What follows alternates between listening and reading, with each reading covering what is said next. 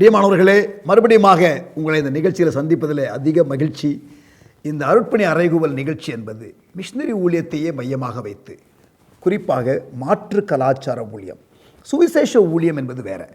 ஒவ்வொரு சபையும் ஒவ்வொரு அந்த குறிப்பிட்ட வட்டாரத்தில், நம்ம எந்த வட்டாரத்தில் இருக்கிறோமோ அதை மையமாக வைத்து எல்லா விசுவாசிகளும் சுவிசேஷ ஊழியத்தில் ஈடுபடணும். அதை குறித்து நாம் இப்பொழுது இதில் பேசவில்லை. அருட்பணி என்று சொல்லும் பொழுது மாற்று கலாச்சார ஊழியம், அதாவது நம்முடைய இனம், நம்முடைய மொழி இல்லாமல் சந்திக்கப்படாத மக்கள் கூட்டங்கள் இருக்கிறதே, அதுவும் இயேசுனுடைய பிரதான கட்டளை இருக்கிறதே, அதை நிறைவேற்றுகிறதான காரியத்தை குறித்து தான் நாம் பேசுகிறோம். இன்றைக்கு இந்த எபிசோடில் நாம் ஆண்டவருடைய இந்த அருட்பணியானது கடந்த 250 ஆண்டுகளாக எப்படி இந்த மாடர்ன் மிஷினரி மூமெண்ட்டு 3 அலைகளாக கடந்து வந்தது என்பதை நாம் படிக்கப் போகிறோம். நீங்கள் நன்றாக அதை புரிந்து கொள்வதற்காக, ஏன் இதை புரிந்து கொள்ள வேண்டும் என்று கேட்டால், இன்றைக்கு ஆண்டவர் நம்மிடத்தில் எதிர்பார்க்கிற அல்லது ஆண்டவருடைய வருகைக்கு முன்பாக செய்யப்பட வேண்டியதான இந்த ஊழியத்திலே நமக்கு இருக்கிற பங்கை புரிந்து கொள்வதற்காக எதை மையமாக வைத்து ஃபோக்கஸ் பண்ணி செய்ய வேண்டும் என்பதை நாம் இன்றைக்கு பார்க்க போகிறோம். சில நிமிடத்தில் நாம் சந்திக்கலாம் 3 அலைகள் நவீன கால மிஷினரி இயக்கத்திலே. உங்களுடைய செவிகளை தேவனுடைய இருதயத்தின் பக்கத்திலே வைத்தால் ஒருவரும் கெட்டு போகக்கூடாது, யாவரும் ரட்சிக்கப்பட வேண்டும் என்ற வார்த்தை தான் ரீங்காரம் விடுவதை நீங்கள் கேட்பீர்கள். Not everybody is called to be a missionary, but every believer is called to be involved in missions. இந்த ராஜ்யத்தின் சுவிசேஷம் சகல ஜாதிகளுக்கும் அறிவிக்கப்படும். அப்பொழுது முடிவு வரும். நான் ஒரு சாதாரண விசுவாசிதான், நான் எப்படி தேவனுடைய திட்டத்தில் ஈடுபடுவது? அந்நிய பாஷையின் அபிஷேகம் எதற்காக? அனைத்து பாஷையினரையும் சந்திப்பதற்காக. வட இந்திய ஊழியத்திற்காக நான் ஜெபிக்கிறேன், கொடுக்கிறேன், வேற என்ன செய்ய வேண்டும்? பிரதான கட்டளை என்பது முடிந்தால் செய்யுங்கள் என்று தேவன் சொல்லவில்லை, கண்டிப்பாக செய்ய கொடுத்த கட்டளை. அருட்பணி அறைகூவல், partnering with God in missions. இந்த கடைசி கால ஊழியம், குறிப்பாக கடைசி கால மிஷினரி ஊழியம் எப்படிப்பட்டது என்பதை நீங்கள் அறிந்து கொள்ள வேண்டும். கடந்த 250 ஆண்டுகளாக நவீன கால மிஷினரி இயக்கத்தினுடைய 3 அலைகளை குறித்து நாம் ஆழ்ந்து இன்றைக்கு படிக்கப் போகிறோம். ஆனால் அதற்கு முன்பாக இந்த நாட்களில் நாம் செய்ய வேண்டிய அருட்பணி ஊழியத்தினுடைய அவசியம், முக்கியத்துவம் என்ன என்பதை நாம் பார்த்துவிட்டு அந்த காரியத்திற்கு போக போகிறோம். இயேசுவினிடத்திலே சீஷர்கள் கேட்கிறார்கள், கடைசியாக அவர் மரிக்கிறதற்கு சில நாட்களுக்கு முன்பாக, ஆண்டவரே, உம்முடைய வருகைக்கும் உலகத்தின் முடிவுக்கும் அடையாளம் என்ன என்று கேட்கிறார்கள். மத்தேயு 24 அதிகாரம் 3ஆம் வசனம். பின்பு அவர் ஒலிவ மலையின் மேல் உட்கார்ந்திருக்கையில் சீஷர்கள் அவரிடத்தில் தனித்து வந்து, ஏற்கனவே அவர் சிலுவை மரணத்திற்கு போக வேண்டிய காரியங்கள் எல்லாம் மத குருமார்கள், அப்புறம் அரசியல் வட்டாரத்தில் எல்லாம் முடிவாகிவிட்டது. இன்னும் சில நாட்களிலே அவர் சிலுவையிலே அறையப்பட போகிறார். அந்த ஒரு நேரம் சீஷர்கள் கேட்குறாங்க, ஆண்டவரே, உம்முடைய வருகைக்கும் என்றால் அதை குறித்து சொல்லியிருக்கிறார், உலகத்தின் முடிவுக்கும் அடையாளம் என்ன எங்களுக்கு சொல்ல வேண்டும் என்றார்கள். அதற்கு அவர் சொன்ன அடையாளங்கள், the last day signs, end time signs, Matthew chapter 24, Luke chapter 21, Mark chapter 13. இந்த 3 அதிகாரத்தையும் நீங்கள் நேரம் எடுத்து படித்து பாருங்கள். 2ஆம் வருகைக்கான அடையாளத்தை இயேசுவினிடத்திலே கேட்கிறார்கள் சீஷர்கள். இயேசு கொடுக்கிற அடையாளம் நல்ல கவனிங்க. இங்கிலீஷில் வாட் இஸ் தி சைன், நல்ல கவனிங்க. ஒரு அடையாளம், அதுதான் கேட்டாங்க. கடைசி காலத்திற்கான அடையாளம் என்ன? அடையாளங்கள் என்னன்னு கேட்கல, அடையாளம் என்னன்னு தான் கேட்டாங்க. The sign, that is what they asked for. ஆனால் இயேசு என்ன பண்ணுறாரு? அவர்களுடைய கேள்விகளுக்கு பல சைன்ஸ், அடையாளங்களை முதலாவது சொல்லுகிறார். சரியா?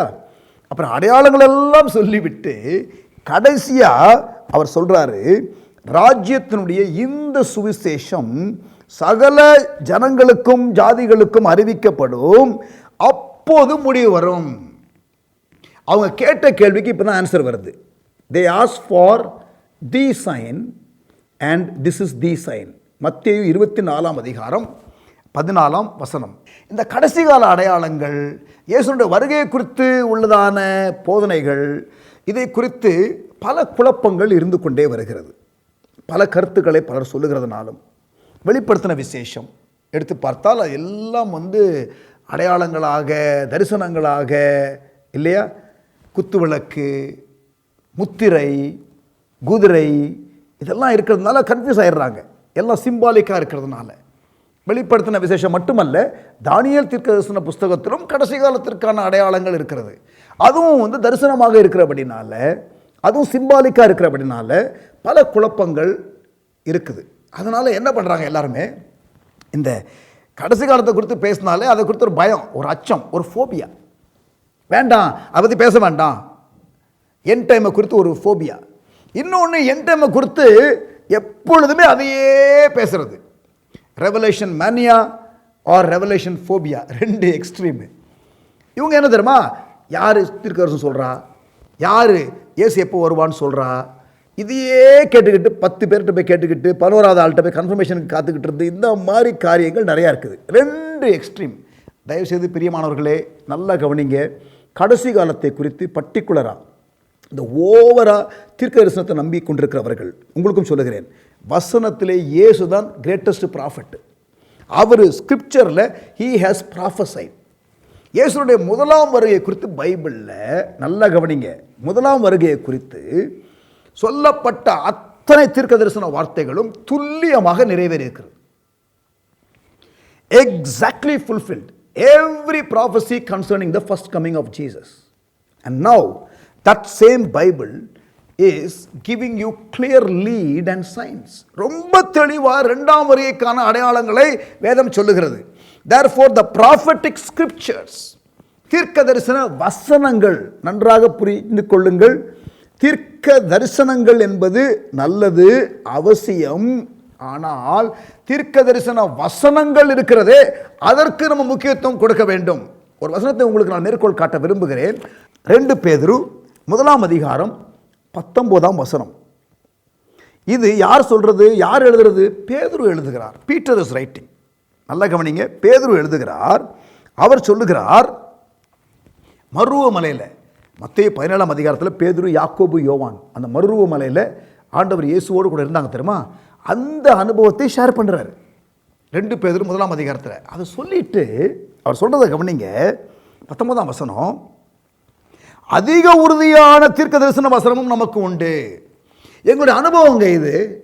நாங்கள் மருவமலையில் ஆண்டவர் இயேசுவை பார்த்தோம், அதை வச்சு நான் சொல்கிறேன். ஆனால் அதை விட அதிகமாக எங்களுடைய அனுபவத்தை விட, நாங்கள் நேரில் பார்த்ததை விட தீர்க்க தரிசன வசனங்கள் தான் அதிக முக்கியம் என்று பேதுரு வலியுறுத்துகிறார். ஒரு மனுஷனுடைய அனுபவத்தை காட்டிலும் வசனங்கள் தான் முக்கியமானது. கவனிங்க, அதிக உறுதியான தீர்க்க தரிசன வசனமும் நமக்கு உண்டு. Prophetic scriptures. பொழுது விடிந்து விடிவெள்ளி உங்கள் இருதயங்களில் உதிக்கும் அளவும் இருளுள்ள ஸ்தலத்தில் பிரகாசிக்கிற விளக்கை போன்ற அவ்வசனத்தை, prophetic scriptures are like light. இருளில் இருக்கிற மக்களுக்கு வெளிச்சத்தை கொடுக்கிறதான தீர்க்க தரிசன வசனங்கள். இயேசுனுடைய 2ஆம் வருகை குறித்து பைபிளில் தீர்க்க தரிசன வசனங்கள் இருக்கிறது. அதை நாம் அறியாமல் இருக்கக்கூடாது. மத்தேயு 24ஆம் அதிகாரத்தில் இயேசு அந்த அடையாளத்தை சொல்லும் பொழுது அவர் சொல்லுகிறார், இதெல்லாம் உங்களுக்கு சொல்றேன் என்று சொல்லி 25ஆம் வசனத்தில் மேத்யூ 24:25, இதோ முன்னதாக உங்களுக்கு அறிவித்திருக்கிறேன். ஏன் சொல்லணும்? அது முக்கியம். இந்த காலத்தை நாம் அறிந்து அதற்கு ஏற்ற விதத்திலே செயல்பட வேண்டும் என்று ஆண்டவர் விரும்புகிறார். God wants us to be aware. He does not want us to be ignorant. நாம் அறியாமையிலே இருக்கக்கூடாது. இந்த கடைசி நாட்களில் சுவிசேஷம் எப்படி அறிவிக்கப்பட வேண்டும், யாருக்கு அறிவிக்கப்பட வேண்டும், அதுவே அடையாளம் என்றும் இயேசு சொல்லியிருக்கிறார். அதைத்தான் பார்க்க போகிறோம். இன்றைக்கு உலகத்தில் 24,000 மக்கள் கூட்டங்கள் இருக்கிறார்கள். அதில் 12,000 மக்கள் கூட்டங்கள், பாஷைக்காரர்கள் சந்திக்கப்பட்டு விட்டார்கள். 8,000 மக்கள் கூட்டங்கள் சந்திக்கப்பட்டு கொண்டிருக்கிறது. இன்னும் 4,000 மக்கள் இனங்கள் சந்திக்கப்படவில்லை. இந்த சந்திக்கப்படாத மக்கள் கூட்டங்களை குறித்து, எத்தனை மக்கள் கூட்டங்களுக்கு எத்தனை சபைகள் இருக்கிறது என்ற புள்ளி விவரங்களை, the quantum of the unfinished task, இதை குறித்து நான் உங்களுக்கு அடுத்த எபிசோடில் நான் பேச போகிறேன். ஆனால் இப்பொழுது நாம் இந்த நவீன கால மிஷனரி ஊழியத்தினுடைய 3 அலைகள், குறிப்பாக கடந்த 250 ஆண்டுகளாக தேவன் படிப்படியாக நிறைவேற்றி கொண்டு வருகிறதான ஊழியங்களை, குறிப்பாக மிஷனரி ஊழியங்களை குறித்து நாம் இங்கே சிந்தித்து கொண்டிருக்கிறோம்.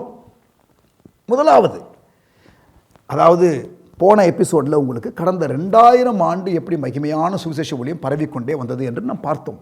ஆனால் இப்போ குறிப்பாக கடந்த 250 ஆண்டுகள் மிஷனரிகள் ஒவ்வொரு தேசத்திலும் தேவனுடைய ஆவியானவர் எப்படி பவுலை ஆண்டு அழைத்தாரோ தரிசனம் கொடுத்து, அதே போல் பல மிஷனரிகளை கர்த்தர் தரிசனம் கொடுத்து இந்த தேசத்திற்கு போ, அந்த தேசத்திற்கு போ என்று சொல்லி ஆண்டவர் அழகாக நடத்தி வந்து கொண்டே இருந்தார். அது ஆரம்பித்தது எப்பொழுதென்றால், ஜீகன்பால்க், வில்லியம் கேரி போன்றதான மனிதர்கள் தேவனுடைய சத்தம் கேட்டு தங்கள் நாட்டை விட்டு, இங்கிலாந்திலிருந்து வில்லியம் கேரி, ஜெர்மனியிலிருந்து ஜீகன்பால்க், இவர்கள் தங்களுடைய அழைப்பை தேவனிடத்திலிருந்து பெற்றுக்கொண்டு பல எதிர்ப்புகள் மத்தியிலே, பல தடைகள் மத்தியிலே, பல சவால்கள் மத்தியிலே, அன்றைக்கு டெக்னாலஜி கிடையாது, ஃபோன் கிடையாது, விமான அந்த டிராவல் கூட கிடையாது, கப்பல் மார்க்கமாய் பல சோதனைகளை கடந்து அவர்கள் பல அந்த பிரயாணத்திலேயே பல இன்னல்களை அனுபவித்து அவருடைய பயோகிராஃபியை நீங்கள் படித்து பார்க்கணும். வருகிற நாட்களில் ஒவ்வொரு மிஷினரியுடைய பயோகிராஃபியை நான் உங்களோடு கூட இந்த நிகழ்ச்சியிலே நான் பேசுவேன். இந்த அருட்பணி அறைகுவல் என்ற இந்த நிகழ்ச்சியில் மிஷினரிகளுடைய வாழ்க்கை வரலாறு, எப்படி அவர்கள் அந்த இருந்ததான காரியத்தை வைத்து எப்படி தேவனுக்கு அர்ப்பணித்து தேவ கிருபை எப்படி வெளிப்பட்டது, எப்படி தியாகம் செய்தார்கள் என்பதையெல்லாம் கடவுளுடைய கிருபையினால் நாம் பார்க்க போகிறோம். இப்படி இவர்கள் புறப்பட்டு வரும்பொழுது என்ன ஆனது என்றால், அவர்கள் ஒரு தேசத்தை விட்டு இன்னொரு தேசத்திற்கு போவார்கள். They go from one country to another country and they go by ship and they sail for several months and they reach the shore, the coast of another country. இன்னொரு தேசத்தினுடைய கரையை எட்டி பிடிப்பார்கள். அப்படி வந்தவர் தான் ஜீகன்பால்க். ஜெர்மனி நாட்டை சேர்ந்த ஜீகன்பால்க் கப்பல் மார்க்கமாய், அப்பொழுது இந்த இதெல்லாம் கூட கிடையாது, எது சூயஸ் கெனால், இப்போ ஐரோப்பாவையும் ஆசியாவையும் இணைக்கிற சூயஸ் கெனால் இருக்குதே, அது கிடையாது முன்னால். அப்படியே மத்திய தரைக்கடல் வழியாக அப்படியே ஆப்பிரிக்காவை சுற்றி அப்புறம் இந்தியன் ஓஷனுக்கு வந்து அப்புறம் பே ஆஃப் பெங்காலுக்கு வந்து அப்புறம் தரங்கம்பாடி ஜீகன்பால்க் ஜெர்மனியிலிருந்து, அப்புறம் இங்கிலாந்திலிருந்து அதே போல் அவரும் ஆப்பிரிக்காவை சுற்றி அப்படியே கடந்து வந்து அப்புறம் இந்தியன் ஓஷன், அப்புறம் பே ஆஃப் பெங்கால், அப்புறம் கல்கத்தா, வில்லியம் கேரி. இது முதல் மிஷினரி அலை. This is called the first modern missionary era or wave என்று நாம் சொல்லலாம். காலம் அல்லது அலை என்று நாம் சொல்லுகிறோம். இது கோஸ்டல் மிஷன்ஸ் இரா, கடலோர அர்ப்பணி காலம். அந்த காலகட்டத்தில் மிஷினரியாக வில்லியம் கேரி 18ஆம் நூற்றாண்டு ஆரம்பத்திலேயே ஜீகன்பால்க் வந்துட்டார். 1715 நமக்கு தமிழ் பைபிள் கிடச்சிருச்சு. அப்போ கிட்டத்தட்ட ஒரு 250 ஆண்டுகளுக்கு முன்பாக என்று நான் தோராயமாக சொல்லுகிறேன். அந்த காலகட்டத்தில் பலர் பல தேசங்களுக்கு போனார்கள். இது ஆண்டவருடைய ஆவியானவருடைய கிரியை, புறப்பட்டு போனார்கள், சாதித்தார்கள். அவர்கள் செய்த காரியங்கள் மகிமையான காரியங்கள். நிறைய மிஷினரி ஹீரோஸ் உண்டு அந்த நாட்களிலே. ஜீகன்பால்க் மொழி தெரியாத ஒரு நபர் தமிழை படித்து ஒரிஜினல் லாங்குவேஜ் ஆகி ஹீப்ரூ கிரீக்கிலிருந்து மொழிபெயர்க்கப்பட்ட பைபிள் இது. ஆங்கிலத்திலிருந்து மொழிபெயர்க்கப்படவில்லை. ஜெர்மனி நாட்டிலிருந்து இந்த மொழிபெயர்க்கப்பட்ட ஒரு பைபிள் கிடையாது. கிரீக், ஹீப்ரூ, அரமைக் மொழியிலிருந்து நேரடியாக மொழிபெயர்க்கப்பட்ட ஒரு புஸ்தகம் தான் தமிழ் வேதாகமம். அவருக்கு அதுவும் தாய்மொழி கிடையாது, இதுவும் தாய்மொழி கிடையாது. பாருங்க எவ்வளவு தியாகம். இன்னொரு கலாச்சாரம். இவர்களுக்காக ஆண்டவருக்கு ஸ்தோத்திரம். அப்படி இருந்தால்தான் இன்னொரு கலாச்சாரத்தில் சந்திக்கப்படாத மக்கள் கூட்டம் சந்திக்கப்பட முடிகிறது. இந்தியாவில் 1658 மொழிகளும் பாஷைகளும் உண்டு. 1658 லாங்குவேஜஸ் அண்ட் டயலெக்ட்ஸ். டயலெக்ட்ஸ்னா எழுத்து வடிவில் அவர்களுக்கு அந்த பாஷை கிடையாது, மொழி கிடையாது, ஆனால் பேசுவார்கள் பாஷை, டயலெக்ட்ஸு. ஸோ மொழிகளும் பாஷைகளும் இந்தியாவில் 1658. அதில் ஒன்று தெரியுமா உங்களுக்கு, எந்த இந்தியன் லாங்குவேஜில் முதல்ல பைபிள் வந்துச்சு தெரியுமா? Very interesting and we should be very grateful to God. Tamil Bible. இங்கே பாருங்க, ஆபிரகாம் தான் முதல் மிஷினரி பைபிளில். என்னால் அது வரைக்கும் எல்லாருமே ஒரே இனம்தான், ஒரே பாஷை தான் பேசினாங்க. ஆனால் ஆதியாகமம் 11ஆம் அதிகாரத்தில் பாஷைகள் சிதறடிக்கப்பட்டது இல்லையா? 70 பாஷைகளாக சிதறடிக்கப்பட்டது என்று வேத பண்டிதர்கள் நம்புகிறார்கள். அப்படி என்றால் 70 பாஷைகளாக சிதறடிக்கப்பட்ட நேரத்தில் ஒரு பாஷை பேசுகிற ஆபிரகாமை கர்த்தர் அழைத்து, நான் உன்னை ஆசீர்வதிப்பேன், நீ ஜாதிகளுக்கு ஆசீர்வாதமாக இருப்பாய்ன்னு சொன்னார். ஜாதிகள்னா என்னது? பைபிளில் ஆதியாகமம் 12ஆம் அதிகாரத்தில் ஜாதிகள்னு சொல்லப்பட்டிருக்கு. அது என்ன ஜாதி? ஆண்டவர் ஆபிரகாமை பார்த்து சொல்லுகிறார், நான் உன்னை ஆசீர்வதிப்பேன், உன்னை ஜாதிகளுக்கு ஆசீர்வாதமாக வைப்பேன். வேத பண்டிதர்கள் நம்புகிறார்கள் 70 பாஷைகளாக சிதறடிக்கப்பட்டது என்று. ஆதியாகமம் 11ஆம் அதிகாரம் பாபேல் கோபுர சம்பவம். அப்படி என்றால் ஒரு பாஷை பேசுகிற ஆபிரகாமை பார்த்து, நான் உன்னை ஆசீர்வதிப்பேன்டா, நீ மீதி எல்லா பாஷைக்காரர்களுக்கும் நீ ஆசீர்வாதமாக இருக்கணும். அதுதான் ஜாதி. The linguistic groups, the language groups, பல பாஷைகளாக சிதறடிக்கப்பட்டார்களே, அதுதான் பைபிளில் ஜாதி என்ற வார்த்தைக்கான அர்த்தம். நேஷன்ஸ் இங்கிலீஷில் மொழிபெயர்க்கப்பட்டிருக்கிறது. நம்ம நேஷன்ஸ் சொன்ன உடனே geographical nation, Jio political nation தான் நமக்கு மைண்டில் ஞாபகம் வரும். தமிழில் ஜாதிகள்னு வரும்பொழுது நமக்கு என்ன ஞாபகம் வரும் தெரியுமா? நமக்கு நம்ம ஊரில் நாடார், நாய்க்கர், முதலியார், செட்டியார். நான் சொல்கிறது புரியுதா? இந்த ஜாதி பெரிய பிரச்சனைகளெல்லாம் கொண்டு வந்திருக்கிறது. அந்த ஜாதி அல்ல. உலகம் எங்கிலும் புறப்பட்டு போய் சகல ஜாதியும் சீஷராக்குங்கள், இந்த ராஜ்யத்தின் சுவிசேஷம் சகல ஜாதிகளுக்கும் அறிவிக்கப்படும். இதெல்லாம் பாஷைக்காரர்கள், மக்கள் இனங்கள், கோத்திரங்கள், ட்ரைப்ஸு. யோவான் தரிசனத்தை பார்க்குறாருல, people from every tongue, tribe and nation. Revelation chapter 5 verse 9, Revelation chapter 7 verse 9. அப்போ இந்த பாஷைகள் அவர்களுக்கு புதிய பாஷை தமிழ். அதே போல் பெங்கால் மொழியில் மொழிபெயர்த்தார். உங்களுக்கு தெரியுமா? 21 மொழியில் பைபிள் போர்ஷன்ஸை மொழிபெயர்த்திருக்கிறாரு. யார்? William carry. இப்படி ஆண்டவர் எழுப்பின மிஷினரிகளுக்காக ஆண்டவருக்கு ஸ்தோத்திரம். அது கடலோர மிஷினரி அருட்பணி அலை அல்லது கடலோர அருட்பணி காலம், கோஸ்டல் மிஷன்ஸ் ஈரா என்று சொல்லப்படுவது நவீன கால மிஷினரி இயக்கத்தில் முதல் அலை. இதை ட்ரிகர் பண்ணின ஆட்கள் people like William Carey. He is also incidentally called the father of modern missionary movement. நவீன கால மிஷினரி இயக்கத்தினுடைய தந்தை என்று வில்லியம் கேரி அழைக்கப்படுகிறார். அவர் வெறும் சபை ஸ்தாபிக்கிற ஊழியம் மட்டுமல்ல, வேதத்தை மொழிபெயர்க்கிற ஊழியம் மட்டுமல்ல, பல சமுதாய தீங்குகளை, பல சோஷியல் ஈவலை அவர் அபாலிஷ் பண்ணினார். சத்திய திட்டம் என்னது? ஒரு கணவன் இறந்தால் மனைவி உடன்கட்டை ஏறுகிறது என்று சொல்வார்கள். அந்த எரிக்கிற நேரத்தில் மனைவியை கொண்டு போய் எரித்து விடுவார்கள். அப்படிப்பட்ட ஒரு சோஷியல் ஈவல் எக்ஸிஸ்ட் ஆகி கொண்டிருந்தது. அதை அழிப்பதற்கு குரல் கொடுத்தவர், பெரிய ஒரு ப்ரொட்டஸ்ட் பண்ணவர், வாய்ஸாக இருந்தவர், அந்த சமுதாய தீங்கை ஒழிக்கிறதற்கு காரணமாக இருந்தவர் வில்லியம் கேரி. இப்படி பல காரியங்களை செய்ததுனால இந்திய அரசாங்கம் அவரை பாராட்டி 200 ஆண்டுகள் ஆன பொழுது அவருடைய நினைவாக ஒரு ஸ்டாம்ப் வெளியிட்டாங்க. உங்களுக்கு தெரியுமா? இது கடலோர மிஷினரி அருட்பணி காலம். சில 10 ஆண்டு காலம் கடந்து ஏறக்குறைய ஒரு 100 ஆண்டுகள் என்று கூட வைத்துக் கொள்ளலாம். நிறைய பேருக்கு ஒரு பெரிய ஒரு கேள்வி, நம்ம இன்னொரு நாட்டுக்கு போகிறோம், ஊழியம் செய்கிறோம், ஆனால் என்ன பண்ணுறோம் தெரியுமா? நம்ம கடலோரத்தில் போய் இருந்துடுறோம், கோஸ்டல் ஏரியாவில் இருந்துடுறோம், ஆனால் உள்ளே இருக்கிற மக்களெல்லாம் நம்ம சந்திக்க முடியல. அதனால் அதை எம்பசைஸ் பண்ணணும் என்று சொல்லி இன்லேண்ட் மிஷன்ஸ், உள்ளூர் அர்ப்பணி காலம் என்ற ஒரு காலம் உதயமானது. நீங்கள் அந்த காலத்தில் பார்த்தீங்கன்னா சைனாவுக்கு ஹட்சன் டெய்லர் போனார், ஆப்பிரிக்காவுக்கு டேவிட் லிவிங்ஸ்டன் போனார்.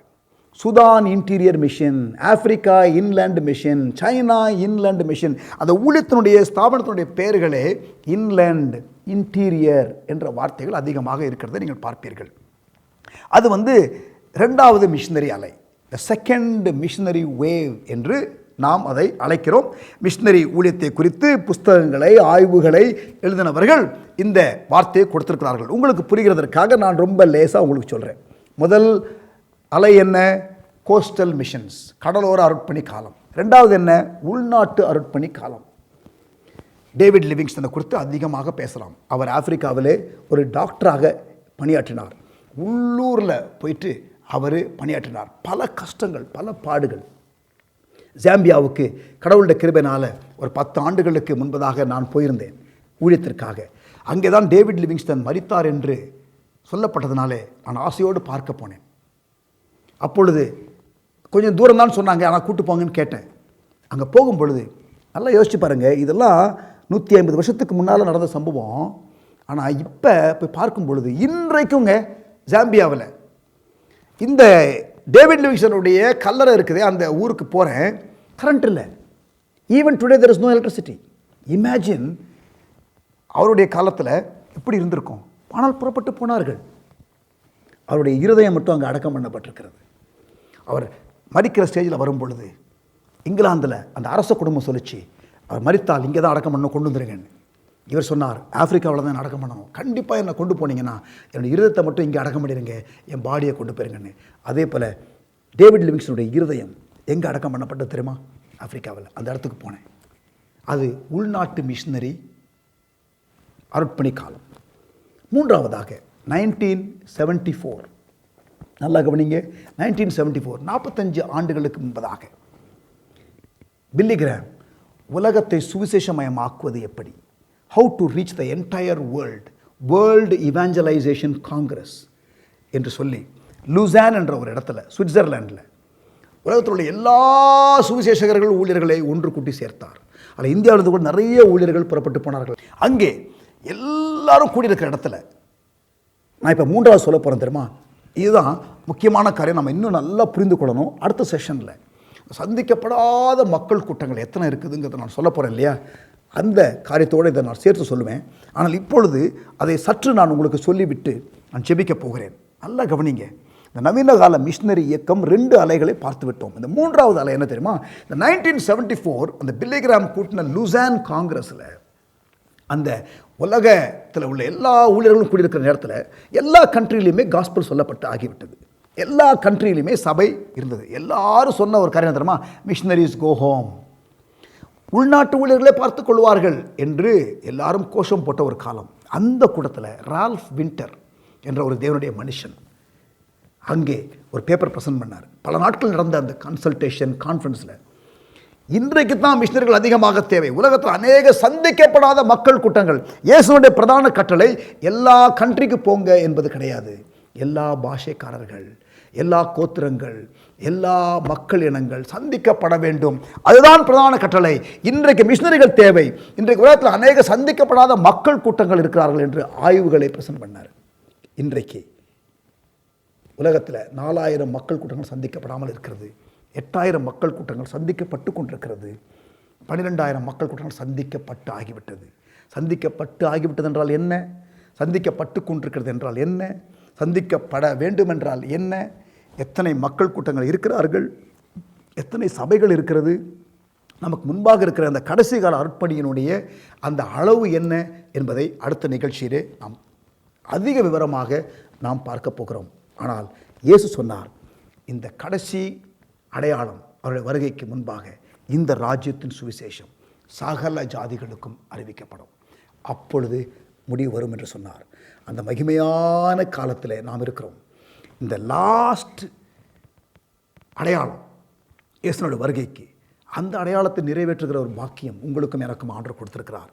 ஆகவே கர்த்தருடைய பிள்ளைகளே, இந்த நாட்களிலே மிஷினரி ஊழியத்தில் ஈடுபடுவது என்பது பெரிய ஒரு பாக்கியம். We are going to not only be prepared for the coming of the Lord, we are going to hasten the coming of the Lord. ஆண்டவருடைய வருகைக்காக நாம் ஆயத்தப்பட மட்டும் அழைக்கப்படவில்லை, அதை துரிதப்படுத்த அழைக்கப்பட்டோம் என்று ஒரு வசனம் இருக்கிறது.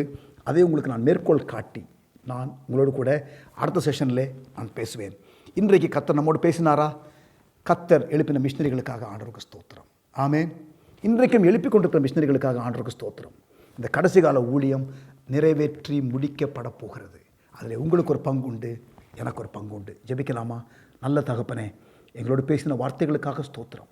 ஒவ்வொருவரையும் ஆசீர்வதியும், ஆசீர்வாத வாய்க்காலாக தீர்த்தரலும். எங்களோடு பேசினதற்காக மறுபடியும் உம்மை துதிக்கிறோம் இயேசுவின் நாமத்தில் பிதாவே, ஆமேன். God bless you. கர்த்தர் உங்களை எப்பொழுதுமே ஆசீர்வதித்து ஆசீர்வாத வாய்க்காலாக வைத்தருள்வாராக.